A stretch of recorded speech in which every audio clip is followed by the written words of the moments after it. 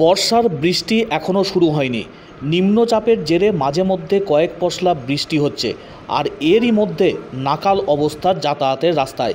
পূর্ব বর্ধমানের নাদনঘাট থানার নসরতপুর পঞ্চায়েতের ধোবা গোয়ালপাড়া এলাকায় যাতায়াত করতে গিয়ে নাকাল হচ্ছেন এতদ অঞ্চলের বাসিন্দারা। যাতায়াত করা এক প্রকার দুঃসাধ্য। বিকেলের পর থেকে যাতায়াত প্রায় বন্ধ হয়ে গিয়েছে এই রাস্তায়, এমনটাই বলছেন স্থানীয় এলাকার বাসিন্দারা। স্বাস্থ্যকেন্দ্র থেকে শুরু করে অন্যান্য বিভিন্ন প্রয়োজনে এই রাস্তা প্রতিনিয়ত ব্যবহার করেন প্রচুর মানুষজন, কিন্তু সেই রাস্তাটি যা পরিস্থিতি তৈরি হয়েছে, অবিলম্বে সংস্কার না করতে পারলে এরপর বর্ষার বৃষ্টি শুরু হলে আর যাতায়াত করাই বন্ধ হয়ে যাবে এই রাস্তা দিয়ে, বলছেন স্থানীয় এলাকার বাসিন্দারা। কৃষিজীবী অঞ্চলের মানুষের বসবাস, এছাড়াও নিত্য প্রয়োজনীয় এই রাস্তা ব্যবহার করেন ধোবা গোয়ালপাড়া এলাকার বাসিন্দারা, কিন্তু সেই রাস্তাকে সংস্কার করে নতুন করে রাস্তা তৈরি করার কোনো রকম উদ্যোগ গ্রহণ করা হয়নি। নিম্নচাপের জেরে কয়েক পশলা বৃষ্টি আর তাতেই বেহাল হয়ে পড়েছে এই যোগাযোগের রাস্তা। এর ফলে দুর্ভোগ বাড়ছে এলাকা জুড়ে। এরপর বর্ষার লাগাতার বৃষ্টি শুরু হলে যাতায়াতই প্রায় বন্ধ হয়ে যাবে, এমনটাই বলছেন এতদ অঞ্চলের বাসিন্দারা। বিভিন্ন নিত্য প্রয়োজনে যাতায়াত করতে গিয়ে যেমন সমস্যায় পড়তে হচ্ছে, অসুস্থ রোগীদের চিকিৎসা কেন্দ্রে নিয়ে যেতে গেলেও সমস্যার মধ্যে পড়তে হয় এই এলাকার বাসিন্দাদের। বয়স্ক মানুষজন থেকে শুরু করে স্কুল কলেজের পড়ুয়া অন্যান্যদের যাতায়াত করতে গিয়েও মারাত্মক সমস্যা। কৃষিজীবী এলাকার মানুষের নিত্য প্রয়োজনে ব্যবহার্য এই রাস্তার এই বেহাল পরিস্থিতির জেরে ক্ষোভ বাড়ছে এলাকা জুড়ে।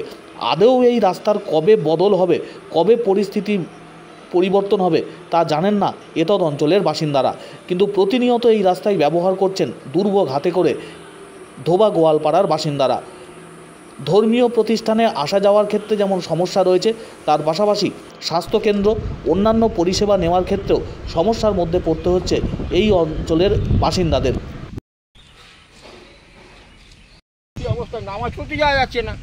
হ্যাঁ, কি অবস্থা, রাস্তা তৈরি করুক ভালো করে। হ্যাঁ, সেসব কিছু করার নেই। কি অবস্থা রাস্তা। এই 5 বছরের মধ্যে এই রাস্তাটা এত নোংরা, এত অসুবিধে, যেমন মুসল্লি যদি কেউ আসার চেষ্টা করে, আসতে যদিও মন চায় কিন্তু আসতে পারে না। এই বর্ষাকালে এত অসুবিধা যে চলতে মানে রাস্তাঘাটে মানে চলা খুব অসুবিধে, জল জমে থাকে। এখানে মুসল্লি এসে নামাজ পড়বে, পাশে একটা কবরস্থান, পরস্পর মানে মসজিদে আসতে হলে পরস্পর 3টে কবরস্থান পড়বে, আবার একটা প্রাইমারি স্কুল, একটা হেলথ সেন্টার পড়বে।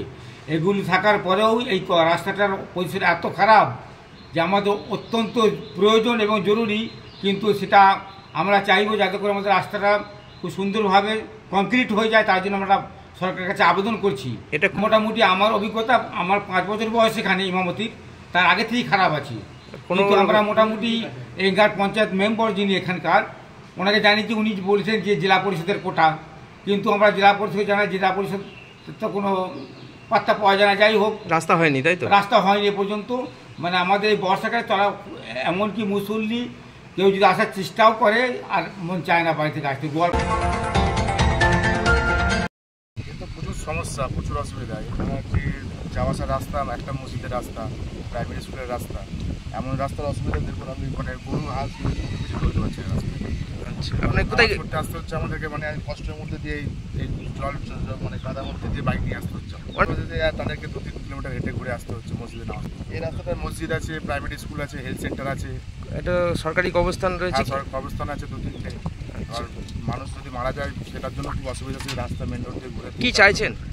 চাইছি তো এটা আবার বলবো, রাস্তাটা মানে হয়ে গেলে খুব সুবিধা হতো আমাদের।